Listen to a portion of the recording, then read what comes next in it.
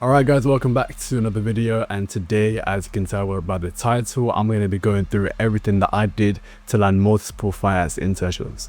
Now, for those of you who are new around here, I'm a recent finance graduate from Durham, and during my time at university, I did 6 internships. I did 3 internships at companies such as JP Morgan and Goldman Sachs, and I did summer internships in boutiques in both asset management and private equity.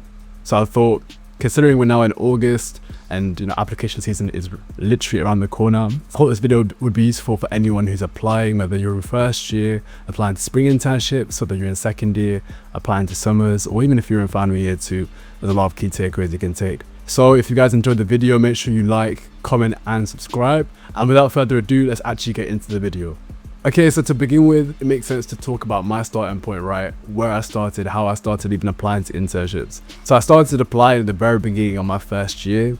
I remember actually really clearly scrolling through TikTok endlessly, and then I came across some career TikTok about spring weeks. I had no clue about what they were.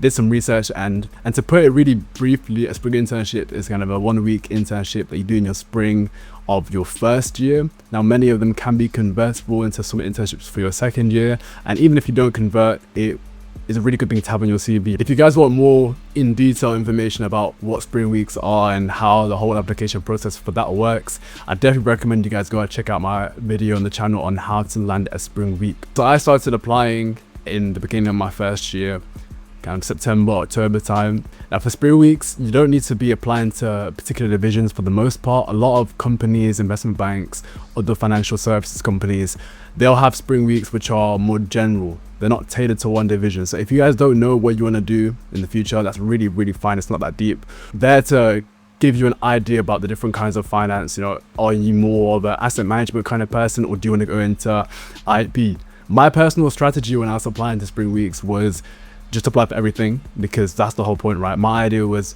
if I cast the net as wide as possible at the beginning, then later on I'll have an idea of what I actually want to go into, and then I can focus my applications more particularly at those divisions. I think a big misconception that I had at this point was that people would know a lot about finance, but in your first year when you're applying to spring weeks, and even if you get a spring week, they don't expect you to know much about finance. They just expect you to have a general interest, a general idea of what the industry actually does. So long as you have a genuine interest in finance and you have a passion for learning more, then that's really all you need at this stage. Now, as for my application strategy, now we're really getting into the nitty gritty. I personally use a mix of different sources. So the key one is job boards. A lot of you may know of Tracker. They compile a whole list of internships with the data they open, the data they close, the different stages that you need, which can be really useful, especially when you're starting out applying for internships in your first year and even in second year too.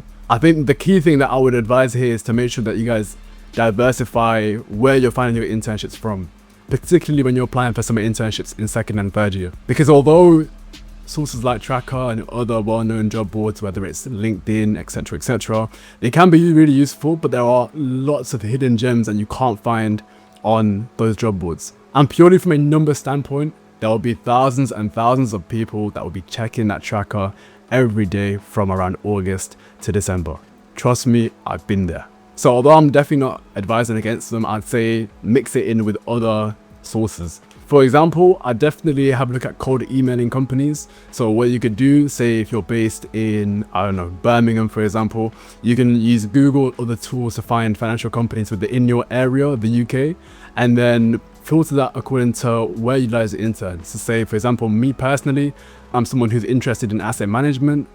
I'd look for asset management companies within, say, a 20-mile radius of Birmingham, find their contact details online, and then start emailing HR. Now that may seem a little bit daunting for you, but in this job market, if you want to get the internships that you're looking for, you have to be brave. Cold emailing was something that I tried and tested, and it worked. Now, one of my internships that I did last year in private equity came from a cold email. So it's definitely a really good way to go if you're trying to target some of the smaller companies and gain that hands-on exposure that might not be as easy to find as some of the bigger companies that you'll find on these job boards. This might be very obvious to some of you, but I really recommend applying as early as possible. Again, going back to the bigger applications, applications to the likes of JP Morgan, Goldman Sachs, Morgan Stanley, etc. Because there'll be thousands of people applying and a lot of these companies work on a rolling basis, you want to make sure that you have your CV, cover letter ready, you've practiced your online assessments, you're ready to go, so that when these applications drop, it's really a case of just applying, and then even on the same day, if you can, doing your assessments and getting that submitted. So then the recruiter can start to look at your application ASAP, compared to looking at your application, say after 2,000 applications have already been sent in. Another key point is that you keep a record of the applications that you're sending, because most likely you're going to be sending maybe 50 to 100, maybe even more applications. You want to keep some kind of record, some kind of tracker. This could be a spreadsheet. There's quite a few different online websites that are out there just to track your applications and make sure that you know which roles you're applying for, and even which CVs that you're using. Another thing that I recommend, actually following on from that, is to just tailor your CV, particularly for some internships, slightly more to particular jobs. For example, if you're predominantly targeting consulting roles, but then you decide, okay, I actually want to submit some applications for investment banking, some internships, those two CVs are going to look quite different. So you want to make sure that you have a log of, okay, which role it is, the name of the company, the job description, and the CV that you've used. That was something that I used. I created my own on Excel, and that definitely helped me to stay on top of my applications during application season. Then, as for your CV, you want to make it really simple, follow a really clear structure. First of all, your name, contact details, address, then education, followed by your experiences, extracurriculars, and then skills and interests. I think really think about things that have made you stand out, what makes you unique. You know, I might do a video later on actually about the CV that I use to get internships, so if you guys want to see that, do let me know in the comments below. But really think what makes you unique, what's made you stand out. One of the things that I've always mentioned in my applications is how I do YouTube. Many people post videos on the internet, and that just made me somewhat unique. I remember for one of my internships, one of the partners that I spoke to during my interview was really interested during the interview that I did YouTube, because he said in his words that he had never seen that before on an application. So have a real think about what makes you unique, what makes you stand out compared to other people. Alright, so once you get past the CV, cover letter, initial screening, then you most likely will have to face an online assessment. That's usually going to have a numerical, verbal, or logical reasoning element with situational judgment as well. There are a bunch of different resources that I used personally when applying. One of the key ones was a website called Practice Aptitude Tests. Now that was completely free. They had, I think, maybe 5 to 10 tests for each category, and then I would literally just rinse and repeat those until I kept getting 100%. Another really good one is Assessment Day, so they'll have a similar kind of thing. Theirs is maybe more stringent when it comes to time, but I definitely recommend them as well. Then for any pre-recorded one-way video interviews, or even a real interview in person or on video, I definitely recommend going for the star structure when it comes to the competency questions. That was my go-to. Have a list of competency questions that are likely to come up, you know, a teamwork story, a failure story, one where you overcame a challenge, a feedback story, etc, etc.